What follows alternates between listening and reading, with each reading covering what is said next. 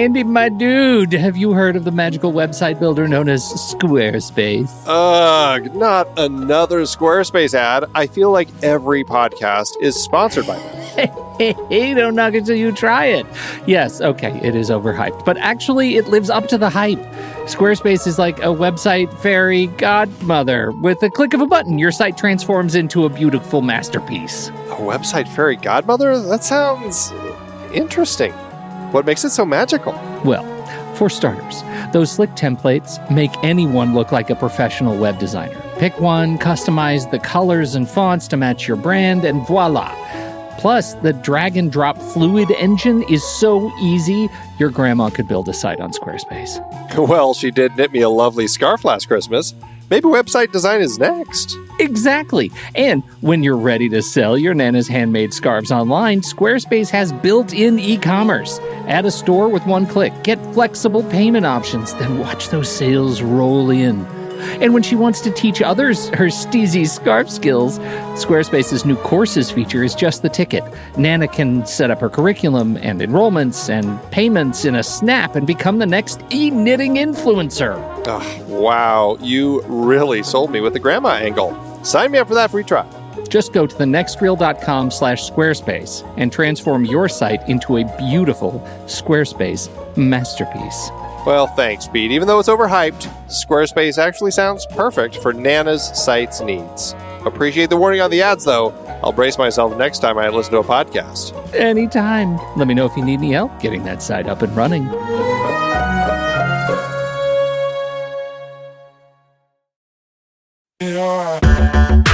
Andy, can you believe we've almost hit 700 episodes of The Next Reel? I know, it's crazy. And with all the other episodes in our family of podcasts, we are well over 1,200 episodes of movie conversation. It's really pretty amazing that we've gotten to have these in-depth movie chats every week for over a decade now. And we couldn't have done it without our loyal community of film fans. Their support over the years has meant so much. For sure. That reminds me, we should give the merch store a shout out. Buying shirts from thenextreel.com/merch is a great way listeners can continue to support the show. Plus, they get to sport our great designs. Absolutely. I think sometimes folks forget we have a variety of shirts, mugs, phone cases, and more available. In fact, a great place to start is with a shirt sporting the Next Reel's logo. We also have that classic Fast Times Spicoli Surf School tee, or the weirdly popular Rusty's European Tour shirt. The one from National Lampoon's European Vacation. Why is that so popular? Search me, but we have sold a ridiculous number of those. I guess there are a lot of Rustys taking trips to Europe? We're always adding new designs based on movies we've covered, like our brand new design for a streetcar named Desire, featuring a streetcar named Desire. So if you want to rep your love of TNR and films, head to thenextreel.com/merch. Every purchase helps us continue to have these weekly in-depth conversations. So visit thenextreel.com/merch today. And as always, thanks for listening and being a part of the Next Reel community. We've got lots more great movie chats coming your way.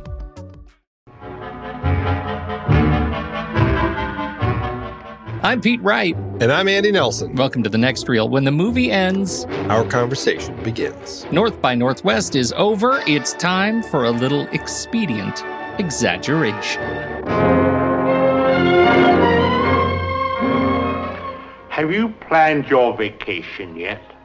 You've a choice between sand and sunburn, or mountain climbing and the Charlie horse. I find it all very enervating, but we should all have some kind of holiday. So, my suggestion is a quiet little tour, say about 2,000 miles. I have just made a motion picture, North by Northwest, to show you some of these delights. And the ideal place to start our holiday fun trip is New York, where Cary Grant can go places and do things. You don't find a tasteful little murder on every guided tour, now do you? But this means we must leave Manhattan. Hello there. Tell me, why are you so good to me? Shall I climb up and tell you why? How do I know you aren't a murderer? You don't. A train may be an old-fashioned way to travel, but an upper berth can be a lovely place to go when it's your time to go. North by Northwest, Andy, what an exciting movie. Isn't it? Let me tell you, all the problems I had with Bozo the Grant last week, I did not have here. I don't know. Do you think that this film could have been made even better if Hitch had Cary doing some double takes directly into the lens a few times? Like when he finds some information, like maybe when Leo Carroll gives him like the whole MacGuffin conversation during the airplane engine noise, he just looks at the camera like, huh? And, anytime he's restrained, maybe they jam a cloth at his mouth and just have him mug to the camera. Definitely right. When he's driving drunk. Yes. Had his wheels hanging off the side. He needed to look into the lens. Huh? Yeah, okay. No, I see where you're going there. I do contend still that the movie is better as is, but maybe there's an extended director's cut, a bozo director's cut of North by Northwest. Bring in some Capra. Come on. Mm-hmm. I had a terrific time with this movie. It is, I watch it and it reminds me, hey, I should watch this more. Right. Everything about this movie just works for me. Just 100% from start to finish. And it's my favorite Hitchcock film. It just works. And I find it to be such a clever script, such a fun example of what Hitchcock loved to do with the wrong man on the run sort of storyline. He has just clearly has mastered the telling of this type of story and does such a great job of it with Cary Grant in the role as this ad agent who is mistaken very early on to be a non-existent spy for an unnamed agency, and is now on the run for the rest of the film. I mean, it just works. It just, everything about it is just keeps it moving, and it's just very fun. And I think that Hitchcock really was showing very strong filmmaking prowess when he made it too. Just the way that he shot the film, the way that he constructed it. I think that I can't say enough good things about the movie. Yeah, no, you're a real fan. I get it. Let's unpack the wrong man on the run tropes, can we? What makes a wrong man on the run movie, and then what makes a wrong man on the run movie work? You first have to have the guy get mistaken for something. So obviously that has to be part of the whole trope, right? And whether it's, I'm trying to think, was the 39 Steps, was that the first time it happened with Hitchcock? I can't recall if there was something that he did before that. I feel like it was. Generally, it's somebody who is wrongly accused of a crime, and then they have to go on the run. I mean, we see a perfect example in a non-Hitchcock film, The Fugitive, where Richard Kimball is mistaken for having killed his wife. And when he's on the prison bus, it crashes and he escapes, and now he's being pursued. But all he's doing is trying to clear his name.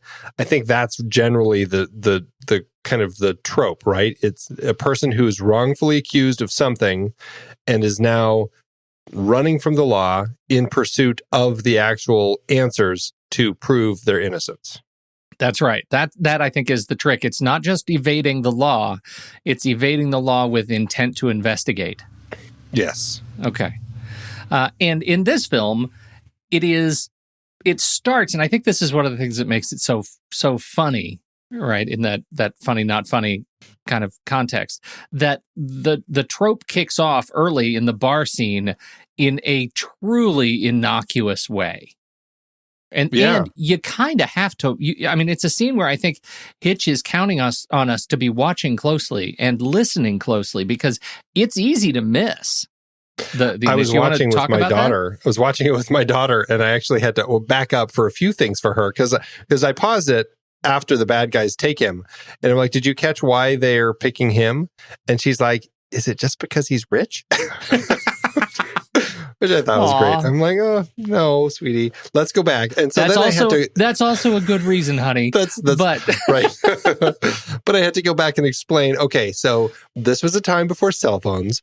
There, he didn't have a phone he was walking around with. Somebody tries to call him at the bar, and they get a person who then sends a page out into the restaurant, and there's this page who walks around calling the name. And let's say it's so old that it's a page who's a human, not a pager. Yeah, right, exactly. And he's just walking around. So I had to explain the whole thing to her so that she could understand it. And I do find it interesting that, stuff like that obviously changes with time and stuff. But it is something you really do have to be paying attention to, because if you're not, you're going to miss that there's this page behind him calling for the name of this other person. And the fact that it's timed so well where Roger Thornhill just happens to raise his hand and call for the page to come over so that he can call his mother, which is hilarity in and of itself, the concern he has with his mother throughout this film. But his mother, who's totally not on his side at all. You know what? Let mom's cheese hang in the wind, because she's not helpful. Right, exactly. You're not really trying to kill my son, are you? But just the fact that all of that is done so efficiently in the script and in the performances that you really do have to pay attention to the fact that this page is calling for this particular person. He happens to call the page while the page is doing this, and without knowing that the page is doing that. And that's what these two villains that's the piece that they needed to say, oh, he's our guy. They are great thugs. Gentlemen in the beginning, not afraid to pull out a gun in a pub, in a hotel. Valerian, the one that I recognize as Adam Williams, has been in a bunch of stuff, 113 credits, and he's the face for me. He is the face. And it's funny to see him in a movie next to Martin Landau, who was and I think could have been lost as an incredibly iconic face and became a full-fledged star. And Williams never quite transcended that, but he has a lot of wonderful mugs in this movie. The number of times that you just open a door and he's looking there, staring back into the room, like, what is he doing when the door is closed? He's just with his nose up against the door, always? Is that what he does with his time? He's ready. He is so ready. Yeah. Yeah. No, yeah, those two villains do a great job of just kind of providing that level of foil for him. They do, and that gets to the next sort of trope. Like, what is the trope? Is there a trope in The Wrong Man on the Run about villainry? For example, you brought up what's his name? It was the one-armed man. Richard Kimball. Richard Kimball right. in The Fugitive, and so part of that is you have law enforcement after them, and you have this law enforcement character who is kind of the law enforcement with a big heart, and he eventually doesn't, I don't really care, I'm just doing my job. But it turns out he kind of does care as he learns more of the story, and they sort of come to center. And so there is a turn in the law enforcement trying to catch him. Where does that turn happen in this movie, for example? And whose is it? We do have the CIA, which in a plain explanation of what they were doing, explained that they have created this fake character as a MacGuffin for the ultimate guy that they were trying to catch, and they're not going to help our right. man. They're not going to help him. He's out on his own. He became the real embodiment of this fake person, and yet the professor does come around and sort of turn. Not necessarily for the right intentions, but he sort of changes his heart. I feel like he only does because of the situation that is created at the United Nations. Yeah, because he needs him. Right at that point, well, for several reasons. One, he has kind of ingratiated himself with Eve, and wonderfully played by Eva Marie Saint, and because of that, has potentially threatened her relationship with Van Damme, played by James Mason, and she's really the agent And so that's like this huge thing. So now they need Thornhill to kind of be on their side and help them out. But also, it's this whole thing of like creating this huge situation at the United Nations where now he's framed and wanted around the world, really, because he's this guy who assassinated a guy at the United Nations, and or at least is presumed to have stabbed Lester Townsend in the back, and is photographed having just finished.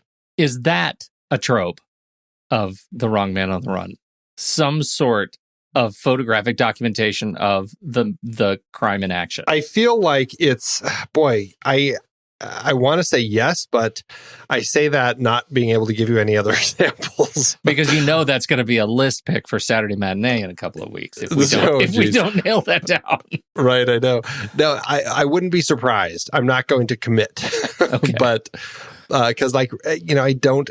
Okay, evidence that leads them to think that he is the person. I guess that because in the case of The Fugitive, it's her 911 call, Kimball's wife's 911 call, right, where she says, Richard, he's trying to kill me, but she's trying to talk to her husband, but the 911 people and everyone in the court just presume that she's saying, Richard, he's trying to kill me, her husband. Right. And by all examination, like, they build a really good case. This is unimpeachable evidence if you don't have any context. And that's exactly what we have here. Exactly. A man in a photo holding a knife over a body whose back he just pulled the knife out of. Knife-shaped hole in it. Right. We do also have the love interest, right? We have this fantastic Eva Marie Saint, Eve Kendall. Eve Kendall, played by Eva Marie Saint. And she also gives us a bit of a twisty ride. It's really interesting script because in some ways, I feel like Ernest Lehman, who had written this kind of with Hitchcock, was tapping into some of the vibe from the films noir that had come before, because there is something about her, even though she ends up being on the side of our hero. I feel like there is some nod to the femme fatale that we had seen before, especially when we, as the audience, learn long before Roger does that she is working with Van Damme, right? Where we see on the train when she kind of gives him that awkward hug, or it's a nice hug, but it's awkward because we see her eyes with that look like, she knows there's a lot more going on, and then she leaves and passes the note to the other room, and then of course the phone call with Martin Landau's character in the train station. There are a lot of those little moments where it does feel like she is really set up as this femme fatale character for Roger Thornhill, and it's really interesting to kind of see the little history pieces that Lehman is pulling from in order to construct this crime thriller. In terms of her character motivation, the twistiest parts for me are around, first, obviously on the train, where we have a developing love interest relationship, and she, if there was ever a randier person than we had in Capra last week, a randier couple, it's her. It's Eve Kendall. Getting after some Roger Thornhill, yeah. Thornhill, yeah. It is also a Hitchcock thing. I mean, think about the kiss that happens between Cary Grant and Ingrid Bergman in Notorious, where he was trying to kind of break the censors that didn't permit a kiss to be longer than X number of seconds, and he said, "Okay, we're just going to do this whole." Scene, the whole this conversation between the two of them, where they're talking the whole time, their lips are together and they're kissing. Yeah, I think it fits very much in with Hitchcock's fascination with his blondes. I think Eva Marie Saint very much taps into exactly the sort of look that he had found in Grace Kelly and would find in Tippi Hedren. And I just think it's very much a part of kind of that Alfred Hitchcock blonde that he would always put in his films, especially when he could do it in situations like this, where there's just such sexuality kind of oozing from the character. Well, and that plays out perfectly throughout the entire film. They have the ups and downs of their entire relationship, right? And eventually that leads us to understand that she is duplicitous, triplicitous. Is that a thing? That it feels like she ends up cheating on him, working for the bad guy. Nope, she does work. She's an undercover agent, and then the final joke, it is almost a James Bondian level sex joke where they're hanging off the side of the Mount Rushmore. Mount Rushmore, yeah. And he gives that final pull and pulls her up off the cliff and into bed. right into the upper berth in the train. And then we have the brilliant shot of the train going into the tunnel. Oh, yeah. If that is a Roger Moore play right there. Totally, straight out of the Roger Moore playbook. Which is funny because this is definitely, some people say this really was a film that lent a lot to the James Bond franchise. Truly. Just the whole idea of this man who keeps going from big action piece to action piece, while in pursuit. In this case, he's being pursued, but he's also trying to pursue.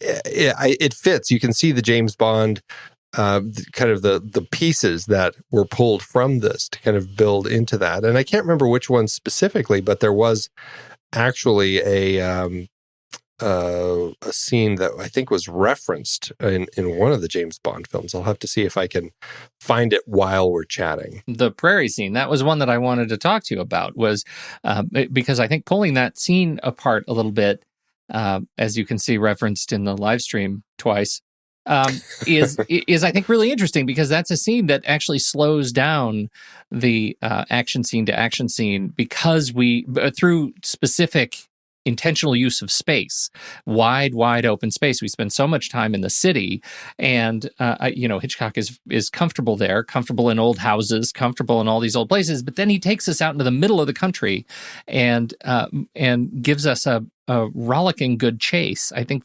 in terms of how he uses the pace, how the film slows down, how it gives you a chance to really examine what loss looks like. And I mean loss like a character who is lost. It looks like on screen is beautifully, and I think also comically depicted through these very wide shots, all leading to, of course, unveiling that the ultimate threat is a crop duster. It's so beautifully constructed, and it is this scene. It inspired the helicopter chase in From Russia with Love.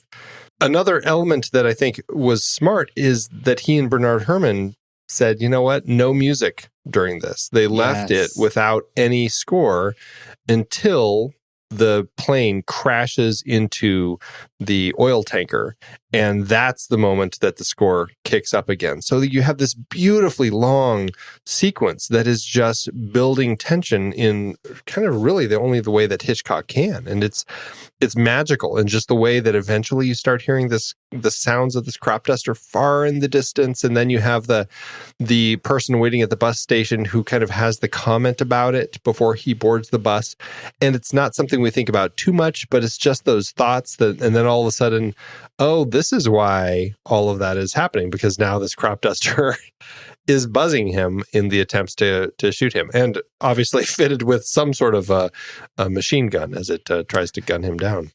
Well, things were very different. It wasn't enough just to be loaded with Monsanto stuff, the ultimate product placement to get rid of those varmints. Right. And it's funny too, because this character that they've created in Roger is, back to the Roger, or to the James Bond allusion. I find it interesting because he really is a cracking good detective for us, right, as our protagonist. I think that's what makes him different than some of the Wrong Man on the Run, where they're just running and they get in and out of adventures. But in this case, Roger's a guy that is putting his smarts to work, right? He's really, he's interesting to watch as he pulls apart all these very different sequences, right? Pulls apart all the clues.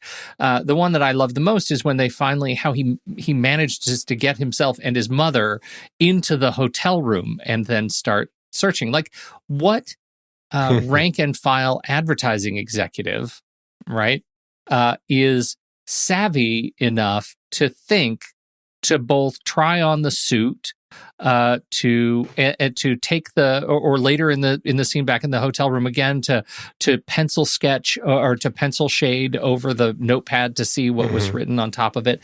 Like, this is a guy that I just naturally find, I believe, but I have no business believing that he is that naturally good at investigating this sort of a case. It is definitely part of the trope. I mean, you definitely see that in these people, because otherwise, that's the only way that they can survive, right? They have to move the story forward if they don't have some sort of a leg. Exactly. They have to figure that out. So, but he does it really well. And whether it's putting those little puzzle pieces together, like figuring out, oh, he's a different size than me, and just everything he does, like talking to the woman who kind of comes in, the housemaid who comes in to change everything, and they just all presume that he's Kaplan, because he's in the room, even though they've never seen him before, which I think was a really clever kind of discovery for him, through to kind of figuring out just how to get away from, like, the guys, being smart enough when he's drunk to figure out, let's push this guy out and then I'll just try to take off and hopefully escape. He is very smart, and I think that is definitely something that we see, and it's an important part of the trope. He had a lot of bourbon. He plays drunk so well. He plays a great drunk, but that was a lot of bourbon, Andy. How was he? Like, I couldn't drink that much. I couldn't drink that much. That was a bottle, really, of bourbon they poured down his throat. And then he was still lucid enough to drive that mountain road. That would not have been me. I would have been gone. I think that actually it was really effective the way that Hitchcock does that. Like the moment where all of a sudden there's the superimposition of the road going in a different direction and he starts following that, and then it kind of fades away and all of a sudden he's driving in the ditch. Yeah. I'm like, that is really an effective way of depicting kind of that drunk inability to actually tell which way is right. I love it. And I do have to follow that up with something that I never really got as an actual joke, but in the court, after he's kind of gone through this whole thing about his being charged with the DWI and everything, and his mother says, "Oh, Roger, just pay the $2, which I always thought was so funny, because it just, I'm like, oh, boy, have times changed as far as the amount that it costs and the things that they do to you if you're charged with this. I didn't realize this is actually a joke referencing a vaudeville sketch from Willie Howard, that it was a kind of a Depression era vaudeville sketch. And it's this guy who's in court to pay a $2 fine because he spit on the subway. His lawyer wants to fight the case. The lawyer keeps fighting the case and it keeps causing this guy to have bigger and bigger sentences. And this guy just keeps screaming, just pay the $2, just pay the $2. And that's where the whole joke came from. They also used it in Ziegfeld Follies, where Edward Arnold portrayed the attorney in kind of the actual sketch of that scene. But I had no idea that that's where it came from. I thought that was a really interesting little discovery. No idea. That's fantastic. It makes much more sense now, but I'm with you. I mean, that's how we talked about it last night. Well, kids, isn't it crazy how cheap things were? Those people sure are old. Right. Well, and I mean, seriously, I mean, you can't, the way that his mother delivers that line. Yeah. It's just that alone, I think, it just makes the whole thing work that much more, because she is just so funny.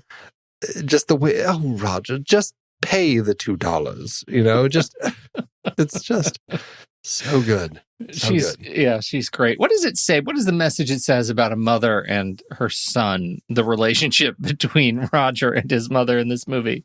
Like, symbolically, there's something afoot here that isn't to be celebrated.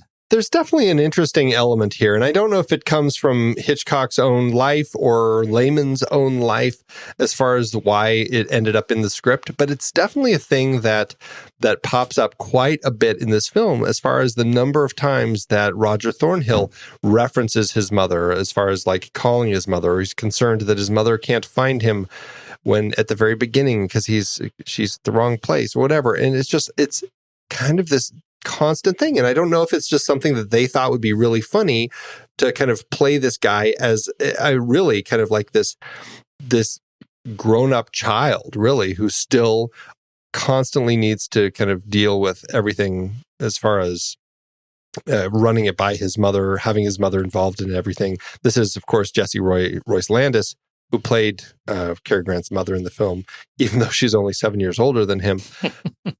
But it's a very interesting kind of element of the story to kind of include in here. There's a few things like that. Like that was something that was really interesting, the way that he was this character who was constantly concerned about his mother in everything that he was doing.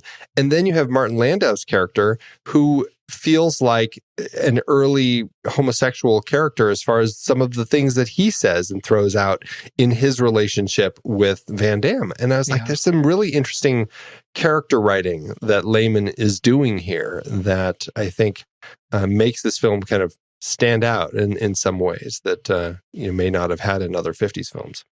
She has such an interesting career, and this is not her only Hitchcock. She played his, I guess you could say, almost mother-in-law or mother-in-law to be in To Catch a Thief. She was Grace Kelly's mother. Oh, that Grace Kelly. I do miss her. Mm-hmm. Mm-hmm. Yes, indeed. We need to talk about James Mason.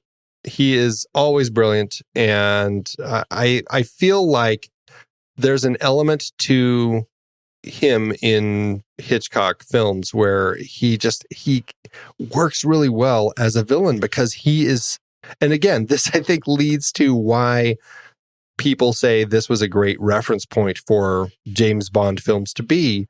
He's kind of this dashing, debonair villain. And look at the end, the way that when he's caught, he's just like, well, that wasn't very sporting. Like he's a different type of villain. And I find that to be really interesting and exciting. And it's always great to see James Mason in any of these sorts of projects. Well, it really is. And I think the pair of them, Martin Landau and James Mason, make a great sort of diabolical evil duo.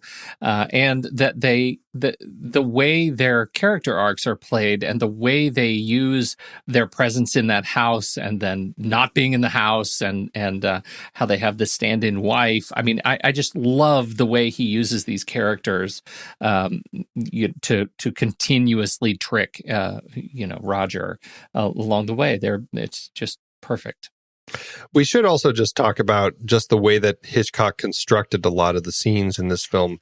And I mean, I know we were talking about the actors and James Mason in particular, but the reason that it made me think of this is when we first meet James Mason, it ends up being this really interesting scene that feels very much like, I don't know, I can't help but feel like Hitchcock is creating a moment in theater, because James Mason walks into the room, I should say Van Damme, he walks into the room and finds Roger Thornhill there. He goes over to the curtains, which are these big, wall-sized windows, and he closes the blinds, and then he walks around the room and he slowly turns the lights on one at a time, lighting up his star. And it all feels very theatrical. And it feels like, and Hitchcock has a lot of angles that he's filming all of this with that are higher angle shots looking down on kind of the actors and everything that they're doing, where it is kind of this godlike kind of director position that Hitchcock takes here.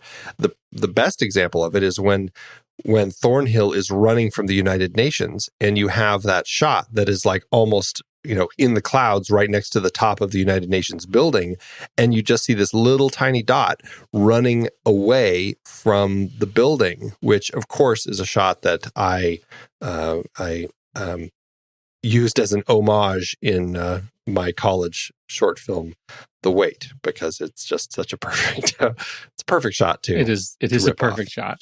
I totally agree with you, and I actually thought that's where you were going to go when you started talking about his sort of noir tendencies, because this scene in the office initially, in the library, sitting room, library, and also who hangs paintings like that? There's a shelf of books, and they put a painting right on the center structure. You can't get the books when they're behind I was very upset by that. Anyhow, there is this sequence where where we have these shots that get increasingly high, almost to like that security camera, godlike view, and the blocking is just perfect. The way we have James Mason, who settles himself in on the couch with his cigarette, and we have Lando in the middle. Lando.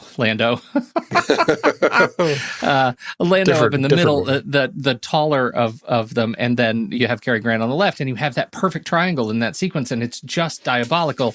That even though we have such a confused look on Cary Grant's face, you can still get a sense of sort of the power differential between the three of them, and how it looks like effectively those two, Mason and Landau, can just at any moment sort of pounce, and it's just a very sort of active structure in the frame. I really, really like it. It's one of those sequences I keep coming back to as I think about this movie, and how great he makes it look, how great he makes his actors look in frame. Yeah, truly, the way that he constructs all of his shots of his characters, it's very smart. And of course, the same goes for Eva Marie Saint, who just always looks radiant in every scene that we see her in.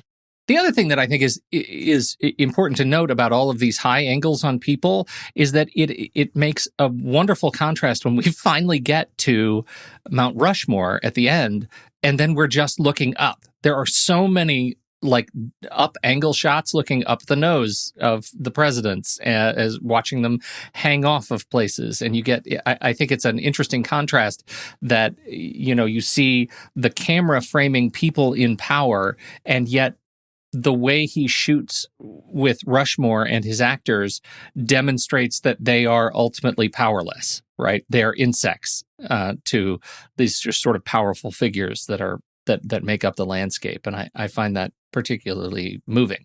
Yeah. Did it make you want to do some rappelling off of an eyeball? What I will say is it thrilled me that Hitchcock chose that as one of the locations. And of course, that was one of the initial ideas that he had when he and Lehman were talking about the script. Because, it wasn't even this that they were supposed to be working on. They were supposed to be working on a totally different movie, The Wreck of the Merry Deer. And that's and Lehman came to him as just like, I cannot figure out how to crack this story. And Hitchcock said, well, let's do something else. And he wanted to do a mistaken identity building. He wanted it to involve the United Nations, and of course, a chase across the faces on Mount Rushmore. And yeah, I think it's fascinating the way that they did that. And even though they ended up getting not getting permission to actually film at Mount Rushmore because the people at the park were concerned of the fact that these people might, be considered defacing the presidents. They made it look great, and just the sets, everything is it's a thrill to watch all of them chasing across up there, and the different angles and everything. It's just a very exciting way to kind of close this out. And we all still laugh about the fact that there's this unknown landing strip at the top of the mountain there that nobody else knows about. I wonder if the Rangers ever found it. Except I feel like if anyone would have found it, it's Nicolas Cage in the National Treasure films, because he found other things at Mount Rushmore, as I recall. Sure did.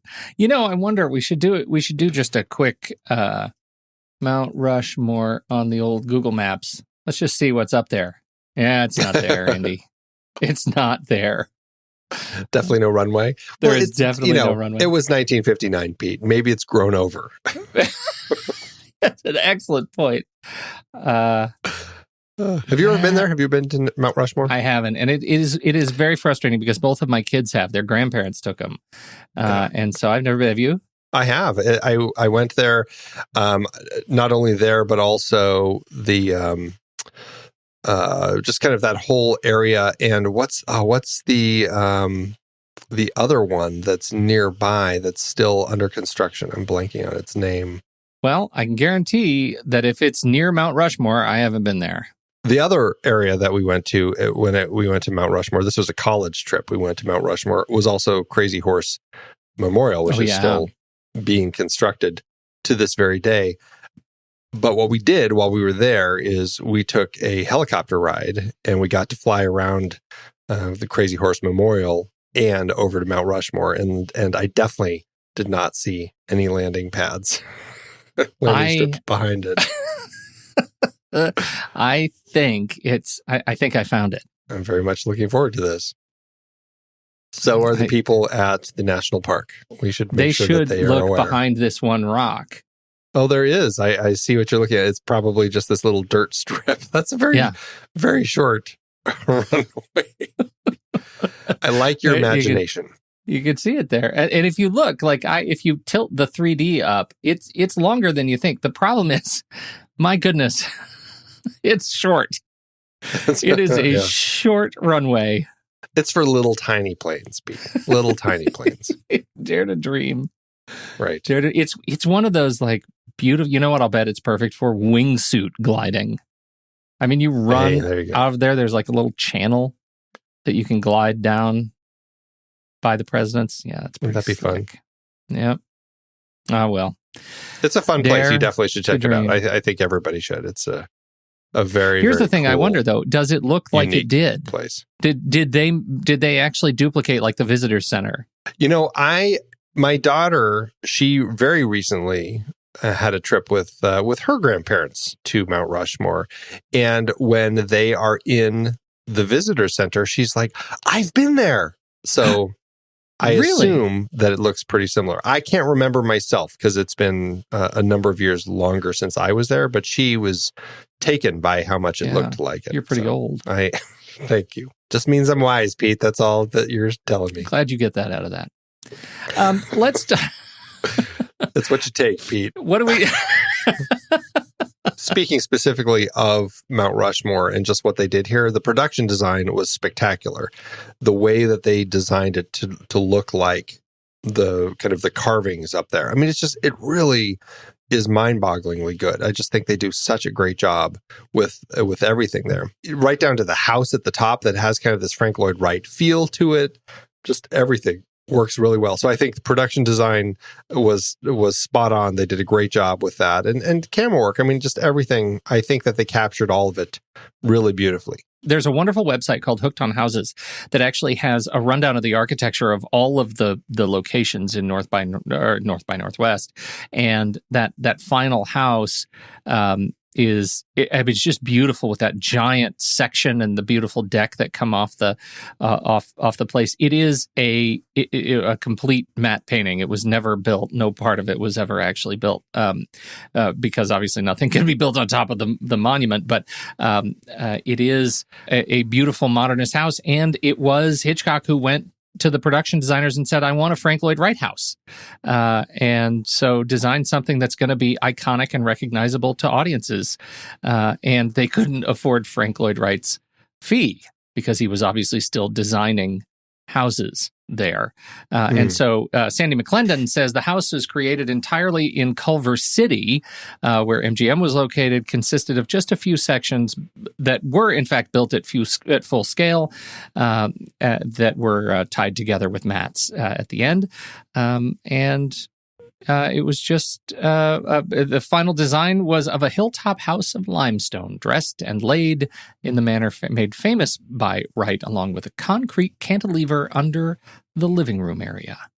Very cool house. These were designed by Robert Boyle, William Horning, Merrill Pye, Henry Grace, and Frank McKelvey. Wow. Yeah, very cool. I think that's great. Obviously, the production designer gets all those kudos. Robert F. Boyle designed the film and did a great job with all of that stuff. And we did mention the cinematography, but Robert Burks, who did the cinematography for this film, was a Hitchcock regular who had worked with him since 1951, Strangers on the Train. Not on every film of his in this period, but from there all the way through Marnie in the early 60s. And so was, kept pretty busy with Hitchcock on his projects. Did you know the alternate titles they had for this film? One of them, which there's only one title that I think is better. I know there were quite a few. I'm curious which one you're going to say. I have a feeling. Of course, it's The Man in Lincoln's Nose. Of course, it is. Oh, it's so good! What a fantastic title. Yeah, they also, because I guess they were trying to work on the title for quite a while and couldn't figure out what to do. I think initially it was called In a Northwesterly Direction. And then the head of the story department at the studio said, why don't you call it North by Northwest? And they were like, okay. And that was their working title, assuming they'd come up with something better. Of course, The Man in Lincoln's Nose was kind of a joke that Hitchcock had. Other titles were Breathless, In a Northwest Direction, and The CIA Story. I don't like any of those. No, really, they're North by all Northwest terrible. is the only one. And North by Northwest, Isn't it still great. is a title where it's like, but it's like, what does it even mean? I don't know, but you know what? It's fine. I like it because it's just a title that is as much a MacGuffin as the MacGuffins in the movie. Truly that. All right. Music. You already brought up the music, but you brought up the music in the context of a sequence that was silent. Right. Can I bring it up in another Can context? we talk about it? We talk about it around actual another music? odd context. The music for it was used in the I don't know if it was the teaser trailer or the actual trailer, but of the animated film Ants that DreamWorks put out in 1998. They used this music. They did, yes. And I just remember watching the trailer and hearing it, and I'm like, what are they trying to say about this? And for all I remember, it may have actually been used in the film as well. I just thought it was so strange to use some music from North by Northwest in the film. That is very strange. Yeah, interesting. Right? Music by Bernard Herrmann. Oh, and we have to talk about the interesting opening sequence or the titles. Just because it's so interesting, but what an interesting, right out of the gate, you get this kind of this driving, pounding music that just kind of kicks in, and it's just kind of this relentless force. It just works really well in context of the film.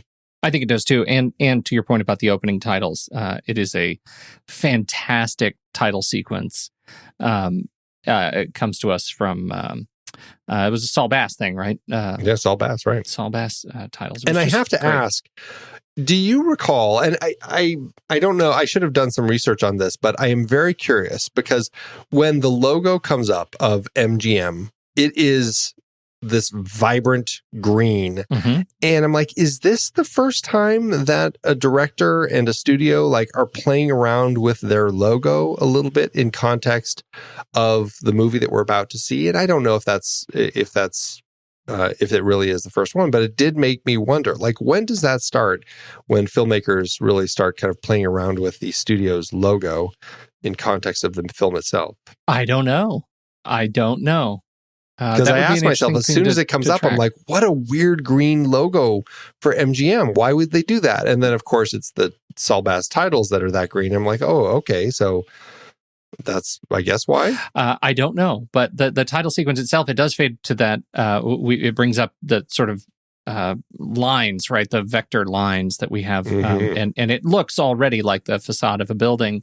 But it's not until we see that green start to fade a little bit and the building behind it actually starts to fade in. It is the CIT building in Manhattan, which is where Thornhill's fictitious agency is located, and it beautifully just sort of mimics the view of that you would see when looking down at the building from another building across the street. I think it perfectly mimics the view that you'd be looking down, and then eventually you see little people down there on the streets in cars and stuff. Yeah, it's great. I just have to say, while you were talking, I was doing some research. 1959, the year this came out, also The other one that I was like, okay, I can think of one other movie early on that did some playing with their logo. And it, of course, was the same year. So now I'd almost have to go and see which one came out first. But in fact, Columbia, they released The Mouse That Roared, also 1959, Peter Sellers and Gene Seberg. And Was it a Saul Bass? It wasn't, but you know what? I take it back. It was Maurice Binder. Okay. A little different, but it starts off with the Columbia logo and the woman holding the torch, and then it cuts to her feet, and there's a little mouse running around down there, and she screams and like runs out, and you see that the torch she's holding is not actually, she's not holding it. It's like hanging, and it's like, I can't remember exactly, but anyway. That was another one that was an early example. And of course, it's the same year. So who knows? That's adorable. It is. It's a great little video or title sequence. Yeah, I love it. Oh, I can see it right now. It truly, there it is. There's a mouse. And she really hikes up her skirt. She just takes off. What I can't tell was it an animated person? No, it's an actress. Like they had her there, and then she runs out, and then it cuts to an animated title sequence. But yes, I'll be darned. You know, we didn't talk too much about Cary Grant. This is our Cary Grant series, but I did want to say this anecdote that I thought was really funny. Hitchcock apparently, when filming Vertigo the year before, was talking to James Stewart about this story that they were developing. And he was interested in playing Roger Thornhill. Of course, Hitchcock already kind of had Cary Grant in mind for the role and was embarrassed to say anything to Jimmy Stewart about it. And so what he did is he kind of kept, once he was done with Vertigo, he kept putting off production of the movie until it hit this point where James Stewart was already kind of committed to working on Anatomy of Murder with Otto Preminger. And that's when Hitchcock came in and said, hey, we're finally going to do this movie. Do you want to be in it? And Jimmy Stewart said, I can't. I'm filming this other movie now. And that's what gave him what he needed so that he could actually hire Cary Grant to do the role. I found the reportedly Hitchcock gave Eva Marie Saint only 3 instructions. Performative instructions. And I read these last night. I thought, I should have started these like with my kids when they were 3. Number 1, lower your voice. Number 2, don't use your hands. And number 3, always look into Cary Grant's eyes.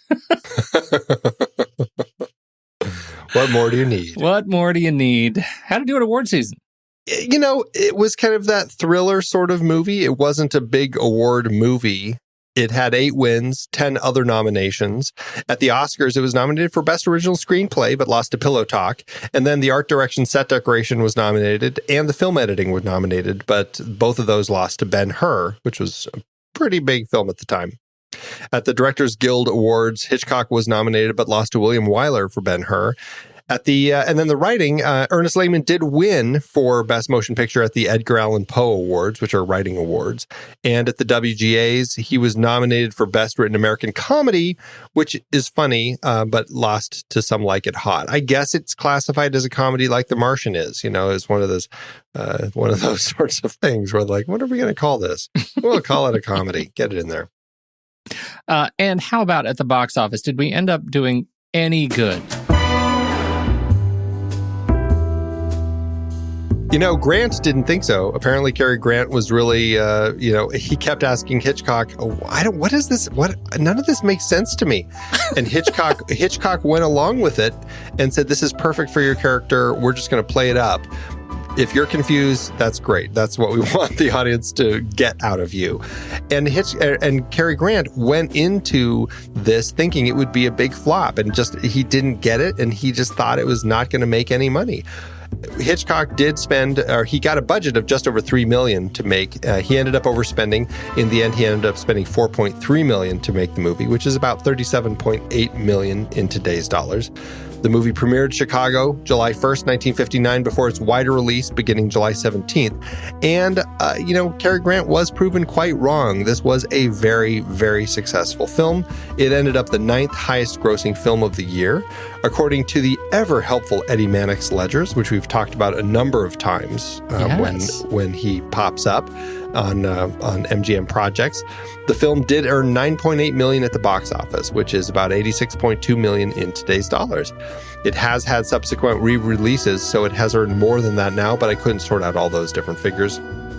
Just with those initial figures, however, the film did end up with an adjusted profit per finished minute of $356,000. Another great turn for Grant and Hitchcock in their final collaboration.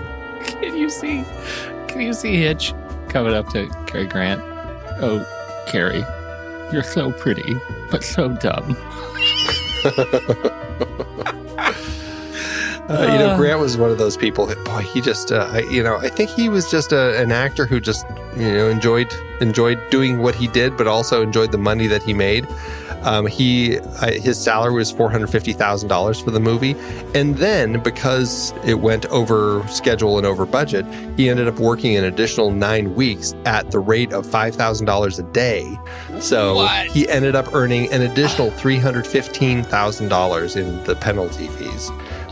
So almost doubled his salary just because of those 9 weeks of extended days for the project. That's almost podcast money. All right. Well, Andy, this is a great one. I have absolutely been looking forward to talking about this movie, if only because it is, even though I liked last week's movie, it's even a little bit of a palate cleanser. It reminds me just how debonair that Cary Grant is and how glad I am we're talking about his movies.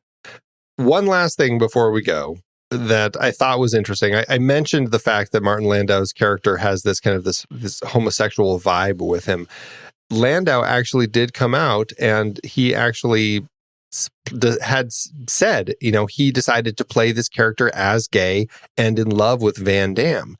He said he played him very subtly. He wanted to get rid of Eva Marie Saint with such a vengeance. James Mason, to the day he died, had become a friend of mine. The most often asked question of James was whether Van Damme, his character, was bisexual. He said, no, he wasn't, but Landau made a choice and there's nothing I can do about it. And then Landau continues, I actually caused him some grief. Everyone told me not to do that because it was my first big movie and people would think I was gay. I'm an actor. I said, it's not going to be my last movie, and it certainly wasn't. I've never played a character like that since. I also felt it was something people would know or not know. It was very subtle. I thought in Boise, Idaho, they might not notice. He said after he made the decision to play Leonard as gay, Hitchcock and screenwriter Ernest Lehman were very supportive of the idea. Ernie Lehman added a line, Landau said, which was not in the script. Call it my woman's intuition. That was the line that he says later in the house. That was not in the script. It was a very daring line for the 1950s. Men didn't say things like that. Hitchcock loved what I did and left me alone. I'll be darned. Yeah. Interesting little kind of twist that I do agree. It's subtle. It's not necessarily something that calls attention to itself, but when you see it there and you realize that that's the direction, you go, oh, okay. Yeah. Train left without him. I like that. Martin made a choice. Nothing I can do about it now. All right. Why don't we take it to the mat, Andy? Let's do it. Head over to flickchart.com/thenextreel. You'll see all the movies that we've talked about on this very show. If you swipe over in your show notes and tap the word Flickchart, it will take you straight to North by Northwest, where you can add it to your list and see how it stands up against ours. Just warning you, Pete, this is pretty high in my personal Flickchart, so we'll see where we land here. North by Northwest, La Cage aux Folles. North by Northwest. North by Northwest. North by Northwest, or Do the Right Thing. Boy, there's a timely movie. As timely as it is, I still have to say North by Northwest. Yeah, I'm going to go with North by Northwest. North by Northwest or Star Trek II, The Wrath of Khan. North by Northwest. North by Northwest. North by Northwest or Black Hawk Down. North by Northwest. North by Northwest. North by Northwest or Casablanca. Casablanca. North by Northwest for me. Okay, let's do it. All right, here we go. Yep. 1, 2, 3. Scissors. Scissors. Oh, Casablanca takes it. I'm okay with that. North by Northwest or Alien. Alien. Boy, I want to say North by Northwest, but I'm going to say Alien. I know. I know. North by Northwest or Abrams' 2009 Star Trek. North by Northwest. North by Northwest. North by Northwest or Black Klansman. Or second Spike Lee. Oh, man. Still got to go North by Northwest. It's North by Northwest. I'm sorry. I know. North by Northwest or Raiders of the Lost Ark. Raiders. Yeah. Well, North by Northwest jumped really high, spot 23 on our chart. 23 out of 456 films puts it pretty high up there, Pete. I like it. I like it. I'm surprised on some of those, but not by you, by me. I am surprised at my own reaction. And, when I ranked this on my chart, it was surprisingly low. It was one of those flick chart sort of hate events where I ranked it so long ago that other movies just kind of filled in and pushed it down. So re-ranking it was quite an exercise today. How'd it do on your list? Oh, really well. It's one of those films. It's very easy to just shoot to the top. Did you have to re-rank it? Like, did you have to re-rank it? I didn't, because I checked it to see where it was. And I'm like, oh, yeah, that's right. It's in spot 36 out of 4377, which is a 99%. It's way up there for me. Mine, it came in a little bit lower, but it ran into the Hudson Hawk block, Andy. I think you know what I mean. It's at 77 out of 1451, which is a 95%. And if I'm to go by the algorithm over at letterboxd.com, this should be a 4.5-star movie, which I think is selling it short. So tell me, where do the stars fall for you? If it's a 5-star movie for me, what do you think? Quibbles takes it down to a 4? Oh, easily. Yeah. Easily. No, yeah, this is a top-notch 5-star film for me. So, yes, but does it have a heart? I can't imagine. But can you imagine just saying 5 stars, but no heart for this one? Yeah, I've done that very rarely, and I definitely won't do that here. All right. 5 stars in the heart. It was great. Where do we go from here? That was great. We're going to be wrapping up this brief Cary Grant series with Stanley Donen's 1963 film Charade. Can't wait. Little Audrey Hepburn, Cary Grant. You're supposed to say charade. Charade. I do like this one too. What a great series. Yeah, good stuff. Cary Grant. It's going to be a lot of fun. And then that's the last one, right? Then we take a little bit of a break. Taking a brief hiatus before we come back with the series for the rest of the year, which we will be announcing soon. Oh, I think next week, right? You pledged. You pledged, Andy. No, I pledged today, the day this episode goes live. No, last week's episode. So we're speaking from the future. It's already done. That's right. We are speaking from the future. Outstanding time travel. When the movie ends, our conversation began.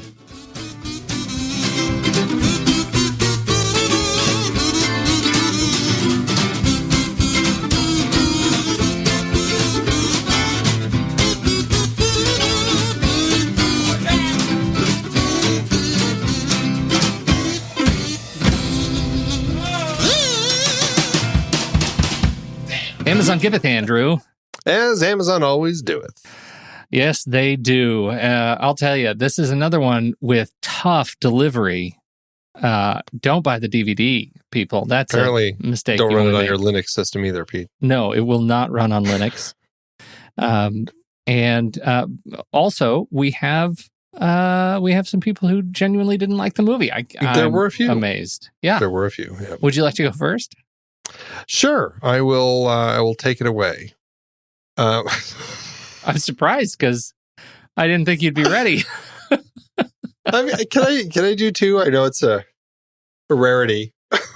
But Andy, our time-honored tradition of one each. What about that? Well, the reason is, Pete, this is just very funny. This is from Deb, 1 star, who says, very hard to use. I could not get the current time to stay. It kept changing to 9:30. Could not get the alarm to set. Each button had multiple uses. I never thought a clock radio would be so difficult. Oh, no. And apparently using Amazon reviews is difficult for Deb too. But no, I'm just going to do this one. It's real short, 1 star. I know it's a classic, but it is a really boring patriarchal movie. Yeah, sometimes the classics are. Sometimes. I had one from Jordan who says, "Take off the rose-colored glasses." The plot is imbecilic. Cary Grant gives the only performance he seems capable of giving, and worst of all, the suspense was non-existent because the danger was unconvincing. We all love Hitchcock, but had this movie been made by an unknown, it would not have its current rating. I do love the time-accurate misogyny, though. That's where it earns the only star I'm giving it. Agreed, Jordan. Well said. Thanks, Amazon. It's hard to believe we have been having in-depth weekly conversations about movies since 2011. Oh, you're telling me. Producing this show week after week is so much fun, but it does require a ton of work behind the scenes. If you'd like to help support our efforts, one easy way is by using our Originals page when shopping for books and movies that we've covered. Your purchases made through our links give us a small commission at no extra cost to you and allow us to keep having these great discussions. We are highlighting adaptations from Season 9 over at our Originals page, thenextreel.com/originals. That's the site where listeners can purchase the source material for all of our adapted film discussions. We had a big Robin Hood series this season, looking at 9 different versions on screen. Many were likely adapted from Howard Pyle's The Merry Adventures of Robin Hood, including Douglas Fairbanks in Robin Hood, The Adventures of Robin Hood, Disney's Robin Hood Prince of Thieves, and the 1991 Robin Hood, and Ridley Scott's Robin Hood. Robin and Marian was specifically based on the ballad, The Jest of Robin Hood. And we really don't have too much to say about Robin and the Seven Hoods. We talked Dead Ringers for our David Cronenberg series adapted from Barry Wood and Jack Geislin's novel Twins. Have you checked out that show? You know, I haven't, but I've heard great things. 2 comedies from our Steve Martin series were adaptations, Pennies from Heaven from the BBC series, and The Lonely Guy from the book by Bruce J. Friedman. The Best Little Whorehouse in Texas was part of our Colin Higgins series, adapted from the Broadway musical. Spike Lee brought us Black Klansman from Ron Stallworth's memoir. And we looked at a trio of John le Carré adaptations, The Spy Who Came In From the Cold, The Little Drummer Girl, and Tinker Tailor Soldier Spy. Plus, all 3 movies in our Agnieszka Holland series were based on books, Europa, In Darkness, and Spore. La Cage aux Folles and its remake The Birdcage both came from Jean Poiret's original play. We also talked about Arsenic and Old Lace and Charade in our Cary Grant series. All of these were based on other material, and it is all available on our Originals page, thenextreel.com/originals. Every book purchased supports the podcast. Get the full list of adaptations we've covered and start your next read today at thenextreel.com/originals.